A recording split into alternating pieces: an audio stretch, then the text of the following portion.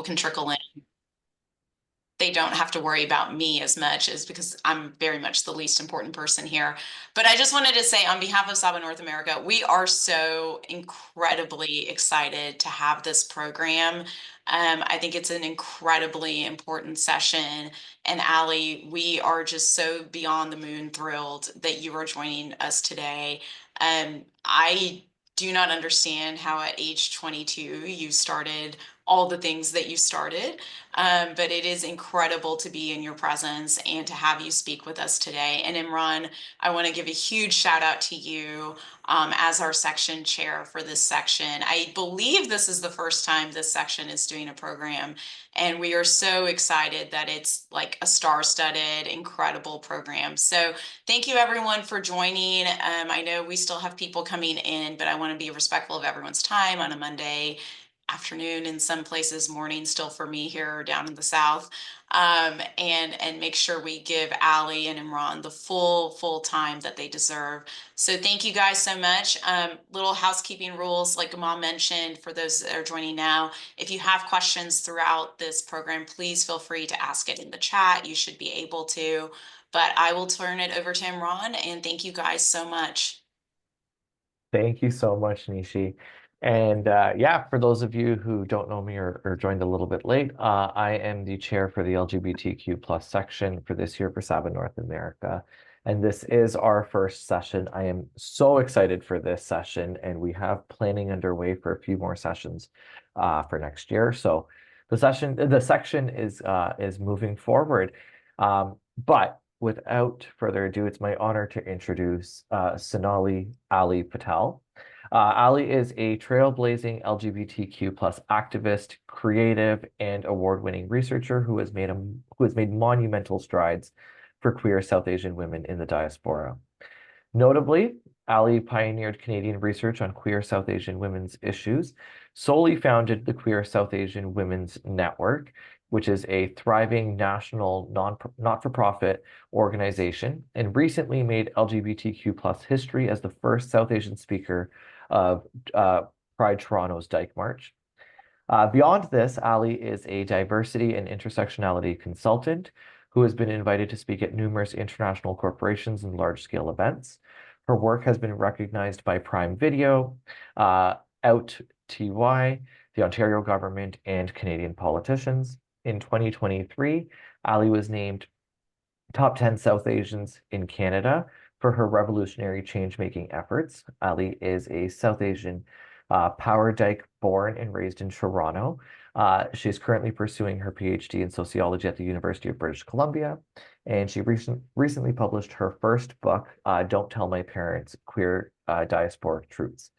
So the format for today is going to be that in a moment, I'm going to hand it over to Alyy to deliver a presentation, and then I will moderate a Q&A with Alyy. So please feel free to add questions as they come into your mind in the chat using the chat function. And then after Alyy's formal presentation, I will moderate the Q&A. So without further ado, I am excited to pass it over to Alyy. Hey, hi everyone. My name is Alyy Patel, and I'm here to talk about the intersection of queer and South Asian identities, focusing on the struggles of living at the axis, my advocacy work and journey of how I got here, and then I'll wrap up by discussing some ways that you can be an active ally too. So I'll start by sharing a little bit about me. Some call these accomplishments, but I call them ways that I have coped with trauma of being queer, brown, and dually exiled from both of these communities. But before I get into all of that, I was born and raised in Toronto, specifically Oakville, if you kind of know the Toronto landscape. I'm a PhD student at the University of British Columbia right now, and I pioneered research on queer South Asian women's issues in North America with this piece here in the photo, Brown Girls Can't Be Gay, Racism Experienced by Queer South Asian Women in Toronto's LGBTQ community, being the work that I first launched, just the starting piece in the Journal of Lesbian Studies. And it was all about the invisibility of queer South Asian women, and surprisingly was the 9th most visible article of the year, most downloaded, which is incredible. In terms of my other research profile interests, I've, in addition to this one, also then went on to study why organizations like Pride Toronto exclude queer South Asian women. Spoiler, it's intentional. And after that, I went on to study queer South Asian women's experiences in the closet, looking at things like family violence, which I know in some of our South Asian communities can be quite prevalent. And now I'm just looking at generational changes in the gaydar. So a little bit of a change, but still related to queer South Asian women. So I am, like I mentioned, now a 28-year-old PhD student. But at age 22, and I believe someone had mentioned this in the introduction, I founded a national nonprofit organization called the Queer South Asian Women's Network, which seeks to enhance a sense of visibility and belongingness. We run monthly virtual events, and we run annual events now in Toronto, Montreal, Ottawa, and in Vancouver. At age 25, I published my first poetry book, which Imran had just told you about, called Don't Tell My Parents, Queer Diasporic Truths, which at some point in the talk later on, I'll read a couple of excerpts from. And I was also the first South Asian speaker of Pride Toronto's Dyke March, and the first queer South Asian speaker of Ontario government's Pride flag raising ceremony. So I do a multitude of things to increase the visibility of queer South Asian women in North America, and each of them is deeply rooted in my passion for fostering inclusive spaces. So when you see someone who is both queer and accomplished, you probably are likely to assume that their parents must be so proud of them. And these are definitely assumptions that people make about me. I often have people sliding into my DM saying things like, Alyy, like your work is so great. Your parents must be so proud of you. And I sit there like, the title of my book is literally Don't Tell My Parents. Like, what do you mean your parents must be so proud of you? If my parents knew I was doing all of this public facing work, yeah, that would be the end of me, especially with all that gay activism out there.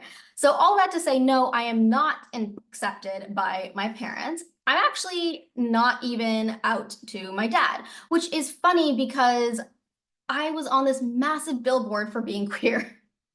A little story time here. I sent this photo to my dad with absolutely no context at all, and he forwarded it to all of his brothers, like in their WhatsApp group chats, and they had no idea what was happening, but yet they were all so excited about it. And I'm pretty sure they all think I'm like some Netflix celebrity now, but which is hilarious and comical on its own. But I also just found it so funny and such a comical testament of how his ignorance actually allows me to be both my authentic self and maintain a healthy-ish relationship with my dad. As for my mom, she kind of knows because I was outed to her on a few occasions, but she has very persistently insisted that I must stay closeted, especially to my dad, and that nobody can find out. And that in itself has not been a fun ride. So before I get deep into my journey, let me tell you a little bit about this concept that I've academically theorized as the core dilemma of being both queer and South Asian. This will give quite a lot of context for the experiences that I'm about to go on and describe. But essentially, the core dilemma of being queer and South Asian is the culturally conflicting expectations where on the South Asian side, they expect me to stay closeted, and the consequence if I don't stay closeted is family violence. But on the other hand, the LGBTQ plus community expects me to be out to my family in order to be valid in my queer identity. And the consequence if I don't come out is microaggressions. And microaggressions might not seem all that bad, but even research finds that it can actually cause chronic stress, anxiety, depression, and overall microaggressions are a detriment to your health, which I can confirm is factual. In terms of South Asian struggle, so while navigating my sexuality as a South Asian person in my very big brown family, some of the things that I have experienced are remarks that being gay is abnormal and shameful, often in the quote that we've heard so often in our communities of what will people say? And unprompted, misplaced anger because I can't be the ideal heterosexual daughter whose life they planned when they left their homeland. Emotional blackmail, for example, things like, I've given you everything I could, how could you betray me? Or think about someone other than yourself for once, why are you destroying our lives? Or even, why are you doing this to me? And even pressure to get married in the heterosexual way. And like, honestly, with this one, sometimes I just really want to be like, listen, auntie, like, your marriage isn't even going that well, so why are you telling me to get married? Like, but of course, just being a good brown girl, like, I can't talk back like this because I have to continue being that good brown daughter. So instead, I just sit with these heavy comments. These experiences have made me feel as if there is something inherently wrong with me, but I can't exactly pinpoint what it is. It's made me feel as if I'm a burden to everyone, as if my depression is never ending, as if I'm constantly losing my mind, as if I'm a disappointment to everybody around me, as if I'm unworthy of being loved. And it has made me just feel extremely vulnerable to staying in toxic and emotionally abusive relationships and situations. It's the reason why I've associated a limited value to living in general, and why I constantly feel drained, exhausted, always on edge, and just helplessly trapped in this inescapable glass box where it feels like I'm crying out for help, but nobody can hear me. And this is the reality of being queer and South Asian. I tend to associate my experience with a version of queer survival because existing as a queer person in South Asian families is extremely draining. Despite being surrounded by so many wonderful queer South Asian folks and allies, it's extremely exhausting and lonely to be rejected by my own blood family. Like I mentioned earlier, I was first outed to my mom, and that happened 10 years ago. And since then, she has been pretty aggressively ignorant to my queerness, while my dad is simply unaware. Our don't ask, don't tell culture has kept my parental ties intact for now, because if they acknowledge my queerness, then people will find out. So instead, I've been subjected to that constant emotional blackmail, repeatedly told not to tell anyone that I'm gay, and my parents are just currently unaware of how open I am about my sexual identity. They're not really tech savvy, so it's been relatively easy-ish kind of getting by under that label as just a vocal activist. But even getting to that place with them of my parents being silent but not accepting of my activism was extremely difficult and took so many years to just get there. My family stressors are amplified by the rejection and racism that I experience in queer spaces. So the LGBTQ plus community conveys this narrative of being welcoming and inclusive to those who are rejected by their own blood families. However, there are unspoken guidelines to being accepted in these queer communities, and that is, you must be white. And clearly, I'm far from white. So I shouldn't be forced to give up my South Asian identity in order to be accepted by this queer family. How is that any different from the rejection that I experienced by my blood family? Anti-Asian racism in queer spaces and communities have attempted to drive me out of the LGBTQ plus community one too many times, and I've constantly feel alienated in queer spaces and invalidated by remarks insisting that there's no way that I can be gay because I'm brown. A little story time with this one. So when I had just started frequenting LGBTQ plus community spaces around like age 18 or 19, I was standing outside this one place in Toronto's gay village, just reading like the window decal that they had. And a stranger who must have thought that I was confused told me like, this is a gay place. And I was like, yeah, I know, I'm gay. And this person had the actual audacity to say these exact words. They said, what? Brown girls can't be gay. And I was absolutely floored. So 4 years later, I titled my debut research study, Brown Girls Can't Be Gay, and I hope they read it. But these stories and experiences haven't been a one-off thing. At another point, when I was 19, I went to Cruise and Tango's, this like prominent gay historic bar in Toronto, and a white woman told me, straight girls like you belong in your straight bars. Absolutely no context at all, and I did nothing to warrant that comment. But I shouldn't have to dress or look like the stereotype of a lesbian in order to be valid in my identity. I am gay, and therefore I am valid. The microaggressions against queer South Asian women in the LGBTQ plus community are outrageous. And the fact that this is a prevalent problem that continues to be overlooked as if it's not important is absolutely gut-wrenching. And it's not even just this like higher community level where this problem exists. It manifests in interpersonal relationships too. I've had partners shame and guilt me for not wanting to come out to my parents. Some of my exes have even accused me of intending to leave them for a man someday because that's what my parents want for me. And those experiences have been extremely hurtful and traumatizing, and it takes away from my agency to define my own identity on my own terms.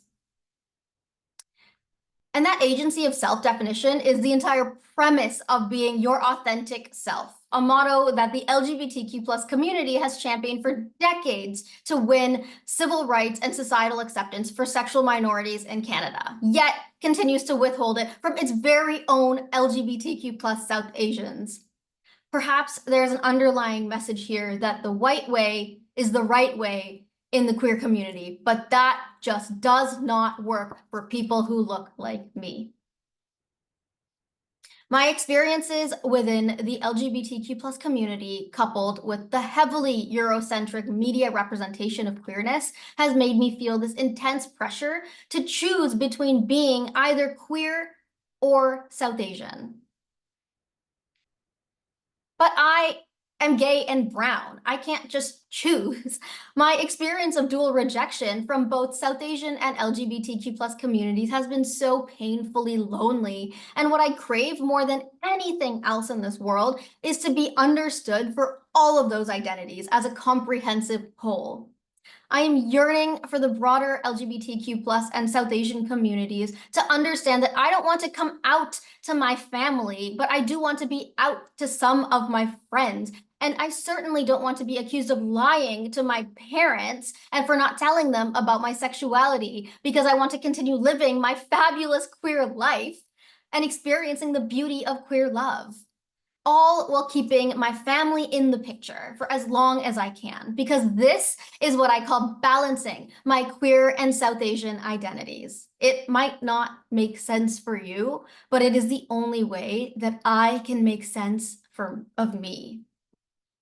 My trajectory and outcome of a happy ending will inevitably look different from the prototypical one that we hear in white queer narratives, but I've learned through my own queer experiences that it doesn't matter how I get to my destination as long as I do. So then if hope is the only thing that I have right now, then I'm extremely grateful for the happiness that will come to me someday, because that is a lot more than I had 10 years ago, 5 years ago, or even 2 years ago, when I had to pack up my stuff overnight and flee family violence because my family home had become too violent after I was outed once again.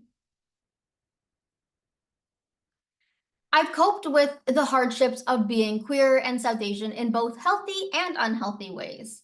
Thankfully, I've worked through most of the unhealthy coping mechanisms through therapy and spiritual healing, but some of the healthier coping mechanisms have included queer community organizing, which I began back in 2013 and continued to this day. It was difficult to find queer South Asian community, but I mostly created that for myself by founding the Canadian nonprofit called the Queer South Asian Women's Network. And in terms of other coping mechanisms, I've set up a strong network of friends who are like chosen family to me. Having the support has tremendously helped alleviate my mental health symptoms just so much. And moving out is also another thing that's helped me alleviate family-related stressors. However, the nature of our just very large, interconnected South Asian families and what will people say very much so maintains the pressure to remain silent about my sexuality and the violence that ensues if I do otherwise. But again, reminding myself that there is hope. I recently did something that I never in my life thought would be possible. I came out to my oldest niece. My mom was consistently, telling me not to disclose my sexuality, especially not to my family, but my niece started following me on Instagram, so I had to pull her aside and I was like, hey, listen, like, I'm gay. Please don't tell your grandparents because my parents don't know. And she was like, yeah, duh. Obviously, I would never tell anyone. That's just common sense. And I was like, huh. I have never felt so simultaneously roasted and accepted all in one interaction. But all that to say, I think society is now moving towards this place of understanding that you don't need to come out and that's okay. And that's the kind of hope for a better future that keeps me going. Before I conclude, I'm going to be reading some poems from my book that sum up the sentiment of my talk, and then I will move on to talking about reflections and allyship. So the book, Don't Tell My Parents, oh, I think it's going out in the blur, but Don't Tell My Parents Queer Diasporic Truths. The first poem is called Inescapable. To those who insist that I must choose queer love over my family, I beg you one question. Why should I betray my mother who sacrificed her dreams to give birth to mine in this country for the queer lovers that betray me so unjustly time and time again? My sorrows are incomparable to the white queer narratives that society finds comfortable, but there is no option that is cozy for a queer child of immigrants like myself. My suffering is inescapable. The second is called Authentic Self. The bags under my eyes are as heavy as the grief in my heart from the years of denying my authentic self. Indeed, it pains me to hide the most joyous parts of my life from my mother and her mother, who I cherish dearly in my heart. But it is a safety mechanism that is required for me to abide in order to maintain familial ties while engaging in my queer life. But perhaps the most painful are those who ignorantly insist that I must come out to my family. And the last one I'll read today is called Queer Self-Sabotage. Being queer makes me feel liberated from the patriarchal notions of society, yet simultaneously, I feel a deep-rooted guilt for betraying my mother because my sexuality jeopardizes her safety and sense of belongingness in our extended family. Perhaps that is why I flock towards toxic relationships that refuse to offer the love or respect needed for our dyad to become permanent. And then I'd never have to choose between a queer lover or my mother because the choice would already be made for me. But this is not the love that I deserve. I am worth more than this. I did not choose to disappoint my mother because I did not choose to be queer, but I did choose to disappoint myself because I chose to stay with toxic lovers who dragged me down each time I rose again, but not anymore. So those are just 3 of the many poems in that book that cover quite a lot of topics, honestly, ranging from heartbreak to queer South Asian love to dealing with queer South Asian family that just doesn't accept you. And if you wanted to check it out, you absolutely could. It's available on Amazon and most major retailers. But moving on, I'm just going to wrap up with some reflections. Over the past decade of navigating being queer and South Asian, I have learned that if my family's happiness is what makes me happy, then I may choose a marriage of convenience or simply not having the big gay South Asian weddings of my dreams. But if my family's queer phobia becomes too damaging to my mental health and remains a safety hazard, then I may choose to distance myself from family. And that is also okay. And if I want to try balancing a middle ground with both identities, then I may choose to never get married, claim my partner is just a roommate, and let my family peacefully live in their ignorance with it. And that's also okay. But regardless of my choice, I will not be choosing to be gay instead of South Asian, and I will not be choosing to be South Asian instead of gay, but rather I will be choosing the best context for me to exist as a gay South Asian person. Now, as heterosexuals, it may be easy for you to say that you're an ally because you don't have a problem with someone's queerness, but I really urge you to believe that allyship is more than just tolerance. It's understanding our struggles and doing your best to dispel the ignorance of others by educating your elders, which is so important, especially in our South Asian communities. So before we part ways, I'm going to break down for you what bad versus good allyship looks like. Now, here are some ways to be a bad ally that are actually commonly mistaken as good. First is that allyship is not just tolerance. Now, tolerance can include things like saying, I don't have a problem with their gender and sexuality, but then also refusing to recognize one's identity or their similar sex partner. So doing things like glossing over it, deeming it unimportant, despite that person's disclosure of their identity. Being unwilling to learn about one's identity-specific experiences and challenges, and or being a bystander in situations where it's safe for you to speak up. Another way to be a bad ally is maintaining this false belief that we are all equal. Now, in an ideal world, we are all equal, but the reality is that sexual and gender minorities, especially those who are racialized or lesser abled, experience additional barriers and stressors due to our identities. These must be recognized, and these can manifest as things like a belief that LGBTQ plus people don't have unique challenges due to their identity and intersecting identities, and or a belief that LGBTQ plus people have equal opportunities as heterosexual and cisgender folks. Now, we've talked about the ways to be a bad ally that are commonly mistaken as good or okay, but here's how to be a good and active ally. First, you can learn. So adopting a learning mindset can really help dispel your ignorance by trying to understand the struggles of intersectional gender and sexual minorities. The second is educate. So you can use your heterosexual and cisgender privilege effectively by educating others about it. So you could start conversations with your family members if it's safe for you to do so. People are generally more willing to listen to heterosexual and cisgender allies. So again, a little story time here. My mom never wants to talk about sexuality related things because I've already been outed to her. And so attempting to have those conversations always puts me in a situation of violence from her. But I was recently very surprised by my mom's openness to have a conversation about gender. So she asked what one of my talks was about like last month or so. And I was telling her that I was just educating folks about non-binary identities. And she very curiously asked me what that meant and told me she wanted to learn. I explained what they them pronouns are to her, and the next day she used it correctly. Although I'm not cisgender, I know that I have cisgender presenting privilege. So this really just goes to show that our privilege can be used effectively to educate our peers. And the third is to ask questions. Instead of making presumptions or glossing over one's experiences, ask questions. For example, saying things like, what pronouns do you use? Instead of just presuming that they use she, her pronouns. And if you're curious about experiences, please start that conversation by making sure that you are asking if they have the capacity for having that conversation and affirming that they don't have to have that conversation if they don't want to.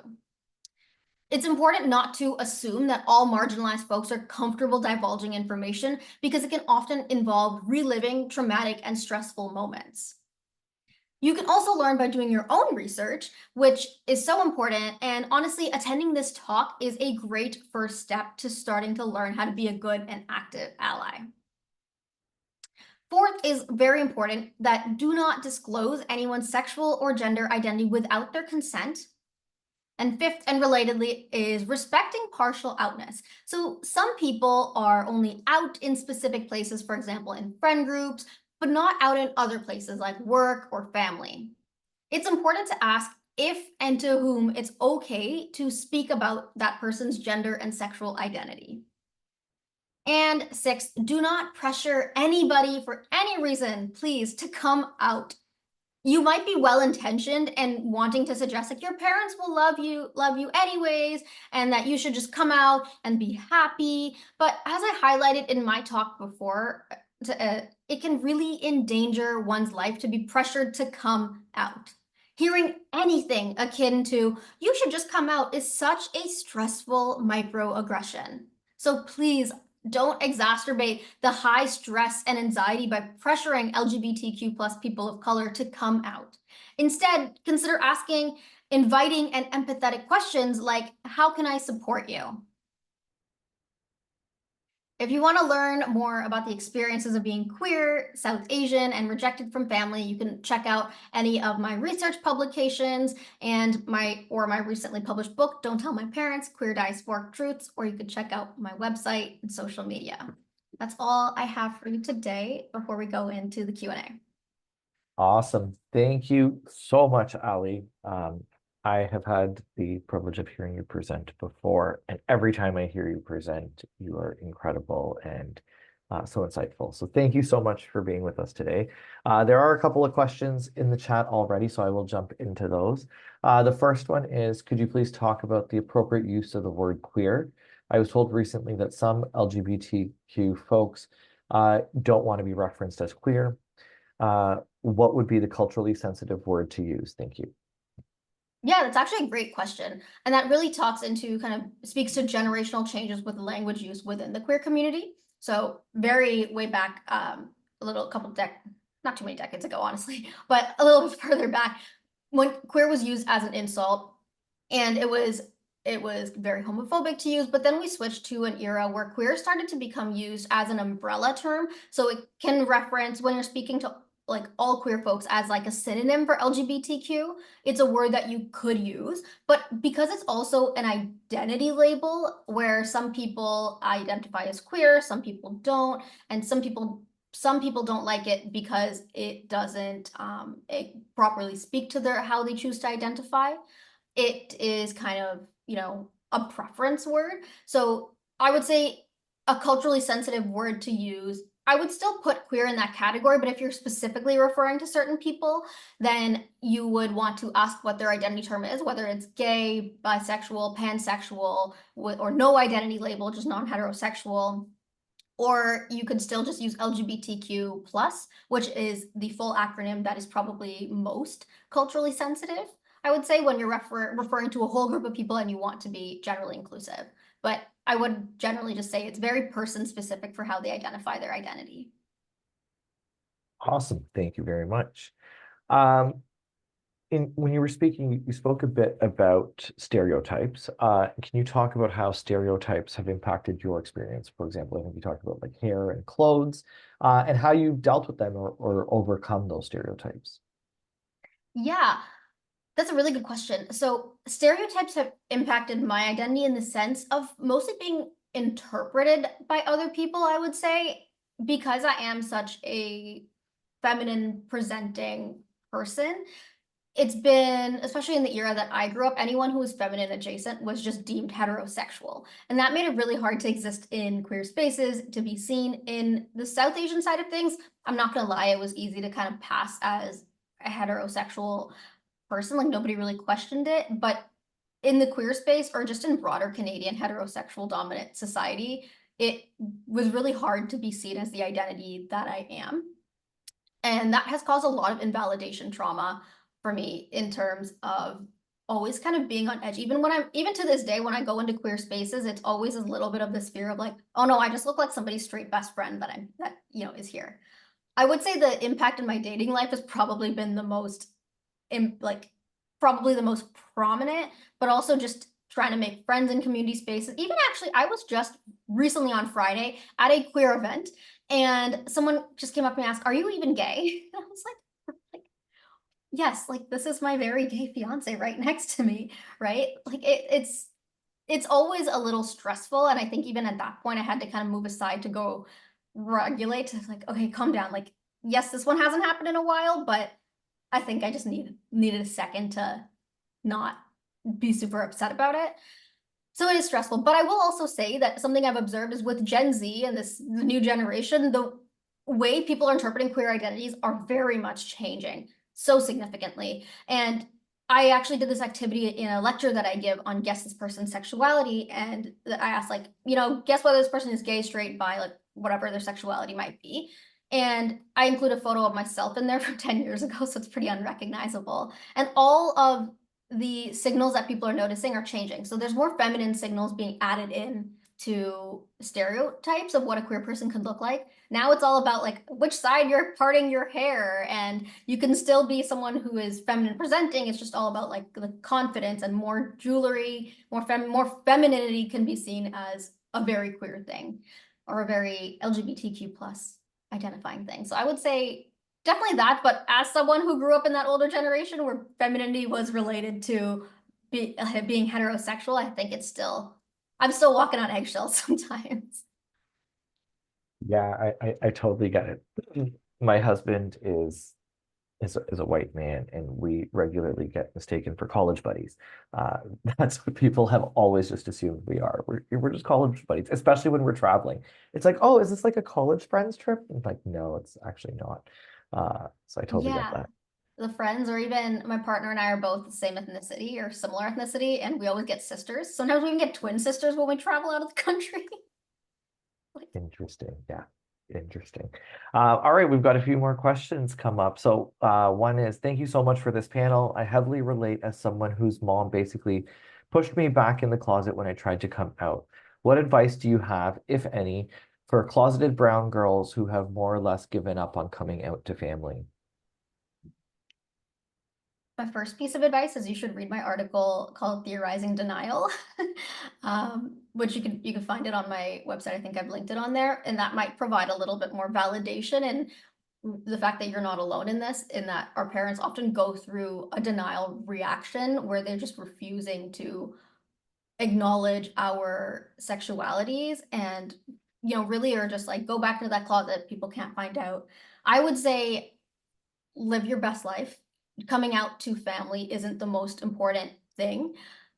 What's most important is your happiness. And I think we really just as a society need to move away from this notion that coming out to family is something that, like, not coming out to them is lying, because it's not, right? Like, honestly, in our South Asian families, we often don't tell our parents about our partner until we bring home the final candidate, even for heterosexual folks. So really what you're doing is you're just doing the South Asian thing, right? Like, you're living your life, you're dating who you want. And honestly, I do think that it really comes down to when you're at the point of marriage, because marriage is so prominent in our culture, that might be the point where we might want to try addressing this, like, hey, look, like, I have a partner, like, I'm serious about this. And I think for parents, it's often about, like, if you don't have a partner, you're not ready to get married, they just don't really think you're serious about it, which is another kind of complexity in our South Asian families where I think coming out before you're ready to get married makes it a little hard. And so I would recommend just live your life. And I wouldn't say you have to totally give up, but my research has often found that honestly, even when you wait until a later age, it becomes easier with family. So when you're ready to get married, I would say approach that conversation again. I mean, that's very much my tactic. I got engaged, my parents still don't know. I'm like, I'm gonna wait until I have to just send you a wedding invite, and then I'm gonna open that box. Because it's very much like, I think when you hit that point of marriage, they're like, well, now I'm deciding whether or not I'm keeping a relationship with you or what's going to happen, because marriage is something where, like, you can't hide it as easily from family, which I might try to do, but which some people have done. I've met a couple of queer couples where they've gotten married, they're both queer and brown, and their families don't know. So my major advice is coming out is not the most important thing. Living your life and being happy is, even if it's living a double life. Excellent advice. We have another question. How do you address misunderstandings that the influence of Western culture as being the reason why someone may be queer? Some family members, for example, believe that if we were not being raised in the Western world, that the person would not otherwise be queer. Yeah, that is a great question. And honestly, one of the biggest things I even found in my last research study, so many of our parents are going through this, like, oh, the queer is a Western thing, queer is a white thing. Like, it was unbelievable how frequently that came up in my data. And it's hard. I think the biggest thing that I would work on is to educate elders that, being queer actually isn't a Western thing. And I'm not sure if folks are too familiar with the colonial history, but trying to tell them about, like, hey, before the British colonizers came, being like queer and trans was actually a very big part of our culture. And the only reason why it's gone now is because the Britishers came on this sexual civilizing mission, is exactly what it was called. And I forget the era it was in, but they came on a sexual civilizing mission intentionally to remove queerness from our scriptures, from our art, our mythologies, our religion. And they got rid of all evidence of it that they could, and they rewrote it. They spent 100 years to rewrite it to be heterosexual and to criminally impose it and to very violently change societal mindsets to now remove queerness from our culture. And now here in the Western nations, they're very much like, oh yes, let's be queer. And I'm like, well, that doesn't help us because there was no change then implemented back in our countries where it was violently erased. So trying to work through that from the colonial lens, I found has been just a little bit more successful because our parents very much know about British colonization. And I would be surprised if many agreed with that British colonization. And I think a lot of them know that even their hurt, their parental hurt, their grandparent hurt comes from colonization. And so kind of taking that lens, I think they're a little bit more open to those discussions. And especially if you can get someone who you know is an ally to open those conversations and discussions, makes it a lot easier. I've had some pushback when I bring up stuff about Hinduism being very queer before. My mom's like, that's not what the book says. I'm like, because Britishers rewrote the book. and yeah, I think that would be a good stance. Excellent. Somebody has asked, how did you go about the process of trying to find fellow queer brown people and building chosen family? Fellow brown people building chosen family. I honestly, my process was because I couldn't find community, I just created it for myself, which I know isn't always an option for folks and takes up a lot of time and energy. But I would say chosen family is many things, right? Like it can be just like white, cis, heterosexual folks who are in your chosen family, like your high school friends that you grow up with that are just always there to provide you emotional support. And as like, at least in my case, as a queer person, my close friends know what I'm going through with my family. So they're always there, even though, because I grew up in Oakville, many of them are white.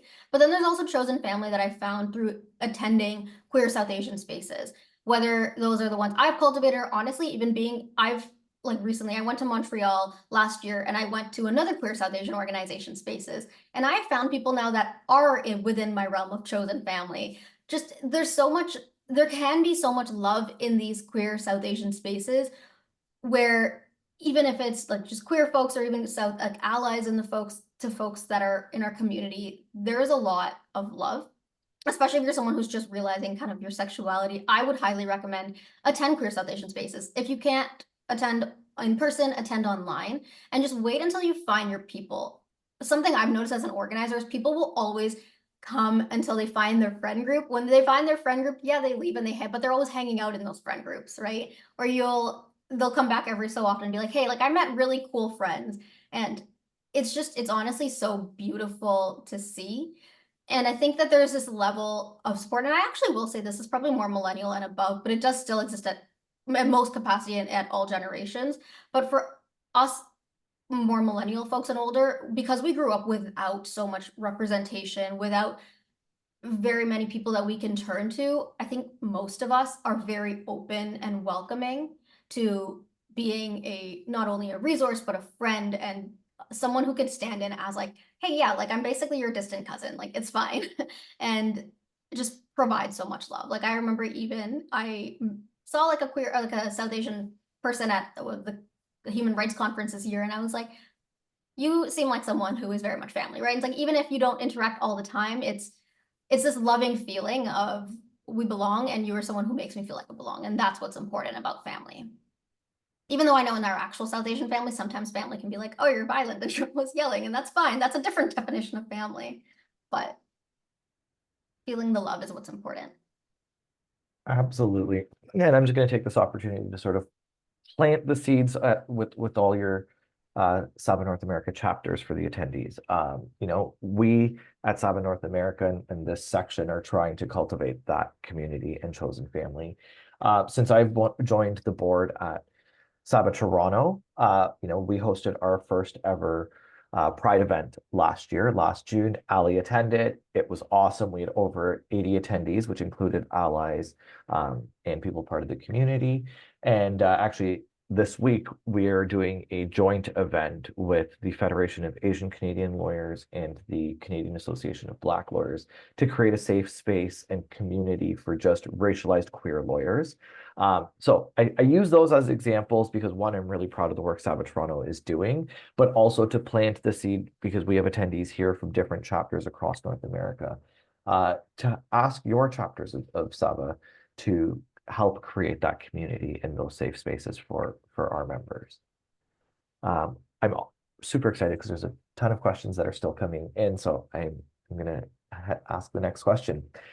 For those of us who are parents, any advice on how to raise our children in healthy home environments to be their authentic selves, whether they are queer themselves, have queer friends, siblings, family members, or be good allies in general? Yeah, I love that question.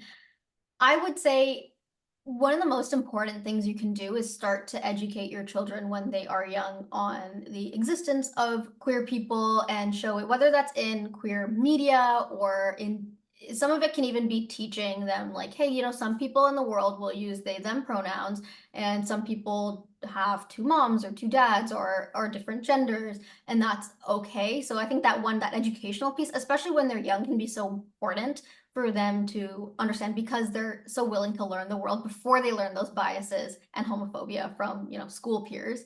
Another is if you have any queer friends, having them around, I think, can be a very positive source of, look, like I have someone, you see it, they're interacting with that, whether it's like a queer couple or queer people, you know, that makes it more of like a real, it's not just like a, okay, it exists for some people. It's no, it exists and there's people I know who are queer, right? So it makes it a lot more comfortable for them to know that not only do they exist, but my parents are okay with this. And I know that because my parents accept this queer couple that, you know, I can also be queer. And making sure that you don't use very like heterosexual language when talking about it. Like I know when people talk to kids are often like, oh, haha, like, do you have a boyfriend yet? Or, oh, do you have a crush on that girl in terms of opposite gender? Making sure that the language, not only that you use, but also correcting people when they say things like that of like, you know, or not just boy, you can also have a crush on a girl and, or a crush on any person, right? To try to make sure that what they're always exposed to. Another one that I know my friends use is even when they buy children's books, they'll always try to correct it and like kind of change the books if it's heterosexual or very cis to make it more inclusive, which I think that is a really honestly like it takes a little bit of extra effort, but it is so good to have that to make sure that the literature they're consuming within your own household, and even if they can say that you intentionally made that change, is honestly great to say like, okay, we are intentionally an inclusive household. And yeah, I think those are some of the main ones. And if there's one more that I was thinking, I think is just honestly having those conversations that you can be whoever you want to be. And being very clear and explicit about that is one of the most important things you can do. Those are great. I really like that. Thank you. There's a question that somebody has asked. If we inadvertently slip up in the correct use of someone's pronoun, what's the best way to address it? Is it enough to apologize or should we do something more? That's a great question. If you slip up and use, I'm assuming you're meaning the incorrect pronoun of someone's pronoun, I would say the best way to do it is just correct the use of the pronoun and move on. Don't spend time dwelling on it and making it too big of a deal because that can make things very uncomfortable. So if you, for example, are like trying to say she put it over there and use the wrong pronoun, so be like, sorry, I meant he put it over there, or they put it over there. Just kind of fixing what you're saying. So it's almost like, it's like reading a typo out loud and kind of treating it like that. Yeah, in my view, if you make it a bigger deal, then you're actually alienating people even more, right? And if you know, if we accidentally say someone's name wrong, we usually fix it and move on. And so I would compare it the same way. Another question is, have you done research or have perspectives about persons being brown and bisexual or pansexual in the LGBTQI+ community? There are concerns that some in the community believe that those who identify as bi are, among other things, not authentic community members. Yeah, that's a great question. I haven't done an exclusive study on people who are bisexual, but I have, and that's only because I'm only a PhD and I haven't had the chance to do that many, but I have interviewed and studied like, so half of my data set in my last closet study that I had, which was actually just a study of folks who were rejected by more than one family member and their experiences in the queer community and family. Half of my data set, I think 22 people were identified as bisexual or pansexual or like queer and questioning, etc. And what I found from those experiences were that in queer spaces, they were more likely to feel invalidated and excluded. And I believe there was also just more on being perceived as a heterosexual presenting person. And then for folks who were bi and married, they experienced a lot of just feeling uncomfortable attending queer spaces because they were worried that people would make comments, but also that in a couple handful of cases, they did experience people saying things like, oh, but you're married and you're not really gay. So yes, definitely that invalidation of their queer identity very much existed. They did say that they felt just marginally better in queer South Asian spaces where it was more likely to be understood. And even there was a couple of bisexual folks who had said, like, I am bi, but I'm going to marry a man because that's what my family wants. But I don't think that was any different from queer folk. Actually, it was a little bit different from like lesbians and gay identified folks who said that they wanted to marry a man or wanted to marry opposite gender. But the difference was usually that for gay and lesbian folks, they felt that they tried really hard, but they just couldn't. But for the bisexual folks said that like they tried really hard and they usually that's the path they were going to be taking, even if it didn't bring them full happiness. Yeah, but overall there was a lot of invalidation in the queer community that they had said. Awesome. Can you comment on navigating the current political climate? It's a real concern both in Canada and the US with hateful rhetoric towards the LGBTQ community. And do you have any suggestions on navigating that? Absolutely. I think in a queer and South Asian perspective, navigating both sides is honestly hard. Where in both Canada and the US, the rise of homophobia and like transphobia, but also there's a simultaneous rise of racism and of xenophobia, which we see a lot in Canada. I'm gonna take my best guess that it very much exists in the US too, but I've also seen in a Canadian landscape that the rise of xenophobia and anti-immigrant rhetoric, because there's so much immigration, has made it so hard to be not only queer but also queer and brown. Because in many cases, like we've kind of, as queer people, we can still go and retreat to queer spaces, but because of that rise of racism and the anti-immigrant rhetoric and ideologies, it's hard to go as brown people into queer spaces to find our people. So I would say navigating that has been a little harder. You have to be a lot more vigilant, honestly, of protecting your physical safety and your mental health safety, because you're probably going to, if not experience queerphobia, experience like xenophobia. And the worst part is when you experience xenophobia in queer spaces or homophobia in brown spaces, but also just in all spaces now, right, in Canadian society. So it's hard to say how to navigate it.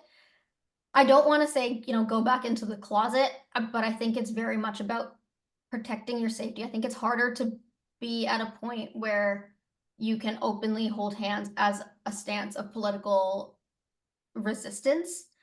Just finding your safe spaces to do it. Like I wouldn't, like for example, when we crossed the border, went to the States, we went to a basketball game, and at first it was like, hey, I need to like suss out this like the climate here and see like, is it okay to hold hands? Which that was my first time at a basketball game. I later realized that it's just a very queer space and it was fine. But if we were going to Texas and walking around, I don't think I would be feeling comfortable just for my own safety, A, not being in my own country, and B, being somewhere that's very racist and homophobic, holding hands and possibly put ourselves in a place of danger. And also, especially if you're not like fully out and you don't want your families to find out, people love pulling out their phones and recording. And that happened to us once in Mexico when we experienced some homophobia there from some Americans. And it was scary because it was like, is this going to circulate the internet, or our family's going to find out? And that's kind of hard. So doing what you can to protect your safety, but also making sure that you are finding spaces for yourself where you can still feel safe to be yourself. Like you don't want to be putting yourself back into this like closet or box. So I think it's always important to carve out those spaces for yourself where you can be you, even if it's like a queer brown community space. Like I know for CUSA, whenever we host in cities, we'll always try to find a spot that is kind of remote away from people that tend to be racist and homophobic, and away from aunties and uncles who, you know, are like, oh, there's like a group of brown people, maybe I know someone I'm related to. So trying to, you know, even suss out the spaces that you go to. It's hard. Honestly, there's a lot of grief that comes with it and a lot of sadness, but being able to, it's almost the same as finding your chosen family, like trying to find your families, find your people within that is what'll bring a lot of peace. Excellent. I think we've got time for one or maybe two more questions. Do you have any tips for someone who is considering or in the process of coming out in their professional setting or in their professional network? Yeah, I would say, I mean, kind of related to what we just spoke about here about the political climate, is I would recommend you can start with trying to gauge what other people's responses are going to be. Trying to talk about like, hey, have you heard about this queer thing? Or like, what are your thoughts on this? Trying to figure it out. And that's for folks who don't want to end up in an uncomfortable setting. And if you want to try to suss out, like, is it safe to come out? Like, will they not like me? But if you are someone like me, where I'm like, you're gonna like it whether you like it or not, like, you're gonna be fine with me, I would just, you know, you could just say it and be like, and just maybe you can start by talking about a partner and their pronouns, or just like, I don't know, I put a pride flag on my desk and just hope for the best. And it happened to work and people were fine. But I know in some cases it can be really rough. Like I've heard of some people even in the Ontario government that were told like, don't talk about it, or I don't think people will be comfortable. So it's up to you, I think, how you want to navigate those situations. So, but I would say there's many ways, but if you want to take a safe approach to it, you can always start by just trying to lightly gauge and have those conversations. What do you think about queer folks? Or what do you think about this planted queer book on their desk or in like a common space? Like, hey, what did you think about this book? Excellent. That's a good way to do it. And the last question is sort of, I guess, the flip side of that question is, do you have any suggestions for creating safety in our professional networks for people to live their authentic self? Absolutely. I would, and this, I was actually just thinking about this on the last question, but if there's opportunities to bring in speakers and to bring in any sort of educational workshops, I would highly recommend that, because it brings people in to kind of have to have these conversations and listen to it. And I think it really conveys that the workplace cares, right? The workplace cares and wants to create a safe space. So it's not just a couple people in the workplace. And that makes a night and day of a difference for your workplace culture, and what it kind of sets the expectation of what your workplace is willing to tolerate. So if you can make those suggestions to either, you know, your boss or to the diversity team or whoever is coordinating that, I would highly, highly recommend. Awesome. And that's it's 12:59 now, so that is the end of our questions. I'm just going to take a moment to thank you, Alyy, for joining us, for everybody who is here, for attending, for spending your time with us. This is the first session we've put together as the LGBTQ section of SABA North America. So I'm excited that the section is up and running and off to a great start for the year. Alyy, thank you for your insights, for your perspective, for your time, for your research, for your advocacy, and everything that you have done for our community. Thank you, thank you, thank you 1,000 times. Thank you so much for having me. This was incredible, and I'm so happy to be, like, I think this is one of my favorite talks that I've done is for SABA, because we're all South Asian and it's so exciting. Thank you. Have a great day, everybody. Thank you.